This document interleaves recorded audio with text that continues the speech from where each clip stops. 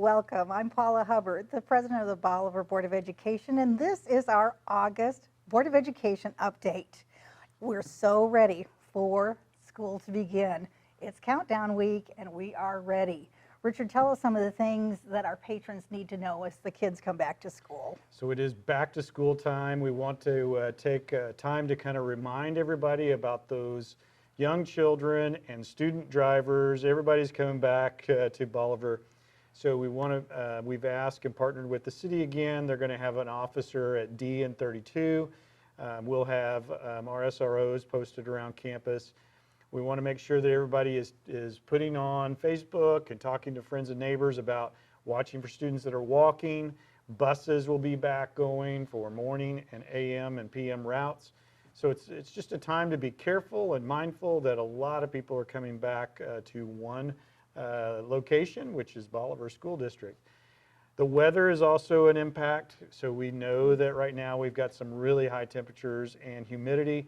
And so we just ask everyone to just kind of keep that in mind, give a little space in the car in front of you, make sure that you're driving like it would be your child that lives in that neighborhood or is walking down that sidewalk.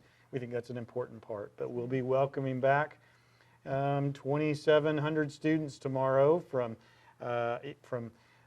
in the crib at Little Liberators to new seniors, and we're really excited about it. Space and grace. I think those are two really, really important That's concepts to take with us as we start this school year. You mentioned safety. Of course, the safety of our students as they're riding the bus, they're arriving at school is important, but we've done a lot of work over the course of the summer to take care of more safety for our students. Correct. We've been very fortunate.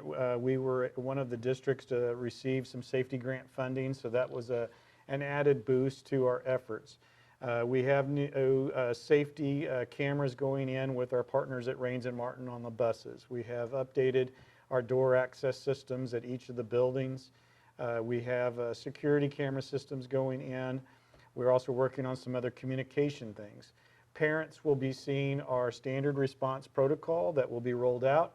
We're also participating with Raptor, which will be an app that will allow us to communicate with staff across campuses, so that's a good thing for us as well.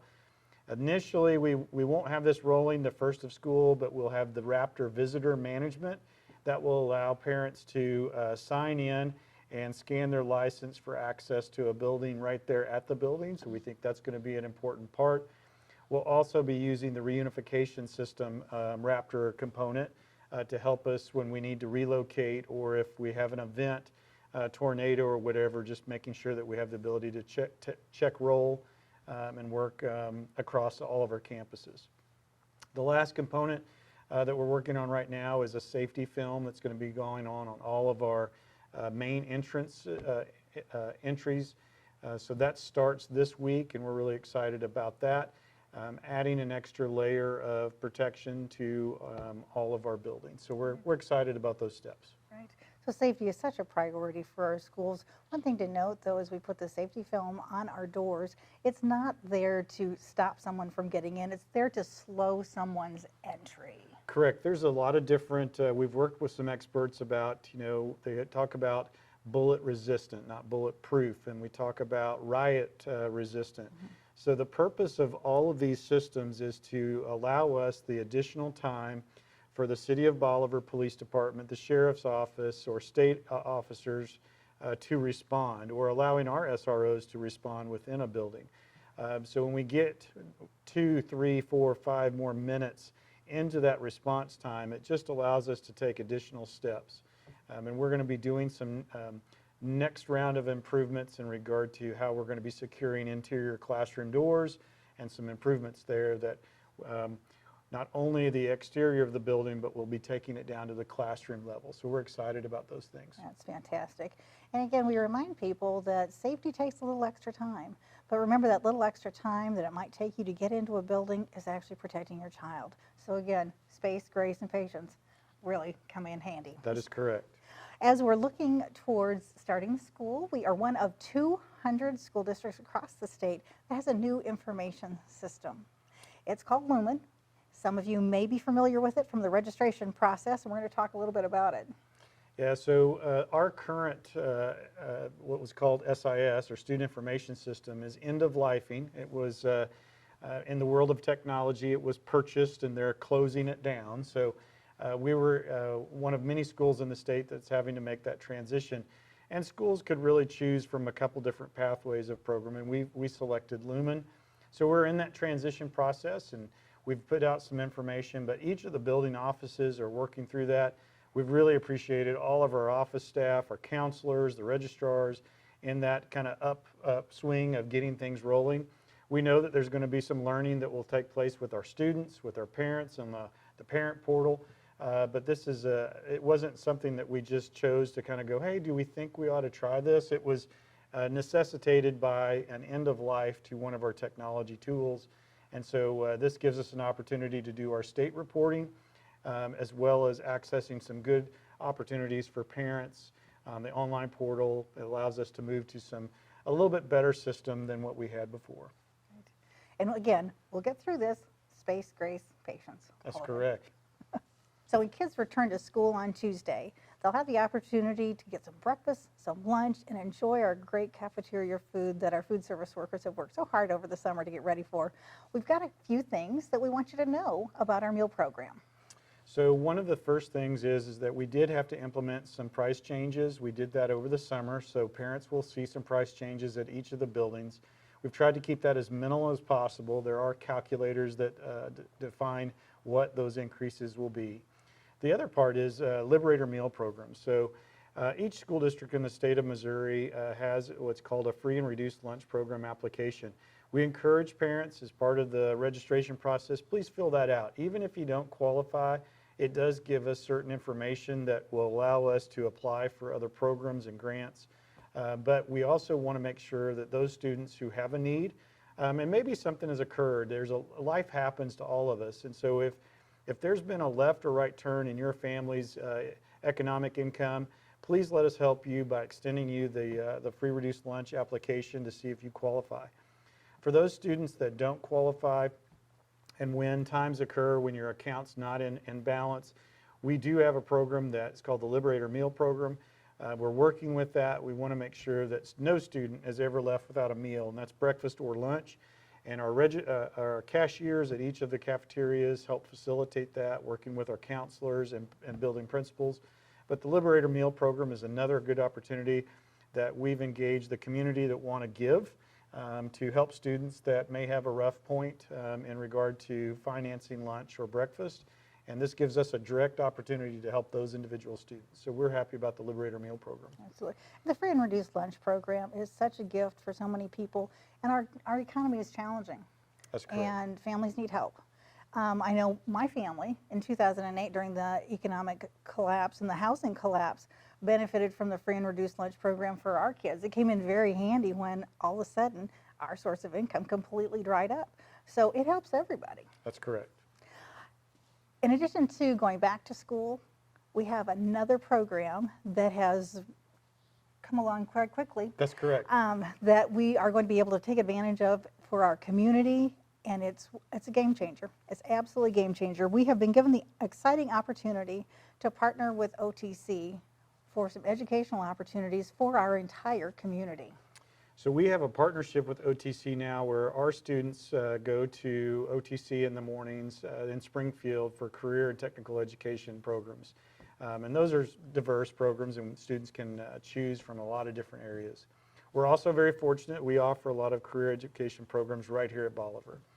What we're talking about is when we met with Governor Parson, he gave us a real interesting concept about providing for local students, local needs, and making sure that we have a value of not just our high school students, but our greater Bolivar community in regard to going back for retraining, technical training, advancement. So we're looking at OTC as a great partner for us to say, come to Bolivar.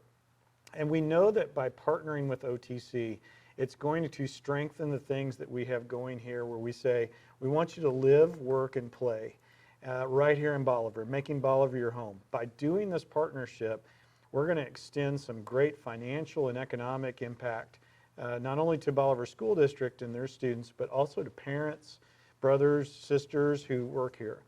So this question allows us to put on a ballot a request to say, does the Bolivar School District want to partner with OTC?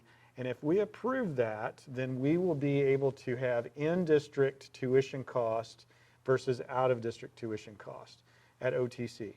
So that means that not only a graduating senior would be able to take a class in Springfield at a lower tuition cost, but the hope is, as we get this rolling, is that we'll have a OTC campus in Bolivar. And by doing that, we're going to reduce the cost of saying, now do I have to travel to Springfield? I can stay here in Bolivar and get my classes. I have my part-time job, and I'll be able to continue that because I won't have to drive all the way to Springfield. Saving some gas, saving some time.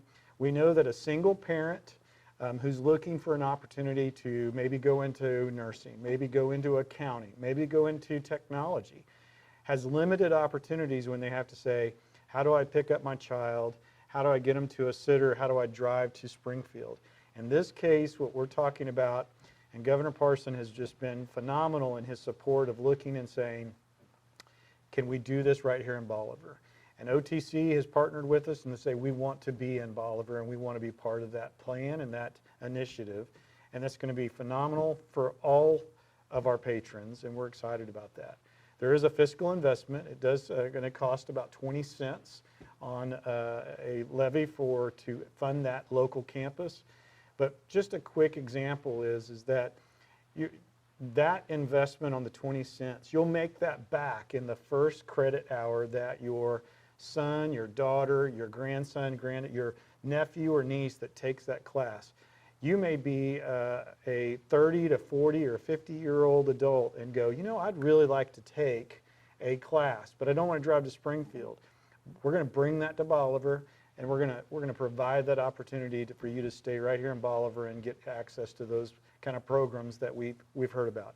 HVAC, electrical, welding, auto. There's going to be so many opportunities for us to really deliver a service, an educational service, but a career service. And that's going to make a big impact to our community. And we'll be able to partner with local employers as well to help them do some of their training. That's correct. So an employer who is looking to expand now has to take in a lot of different things.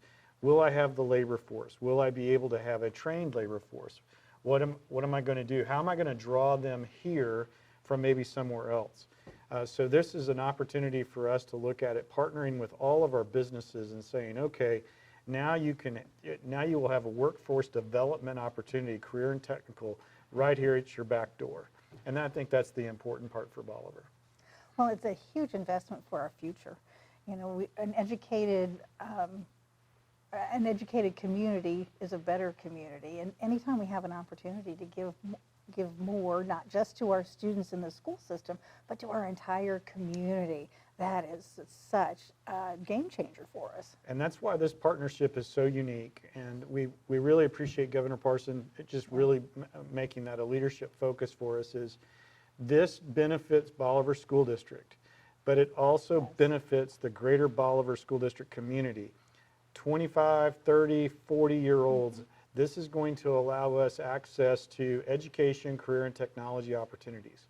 Another huge component of this emphasis for Governor Parson is early childhood and child care. So we're looking at trying to take our Little Liberator model and maybe working with OTC and how we can create a child care support program that will increase child care.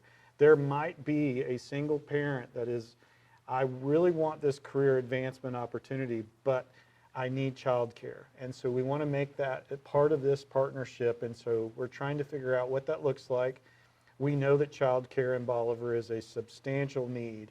And so we think that not only by addressing that particular piece, career and technical education, career and technical advancement is going to be a really big component of what we want for Bolivar. Right.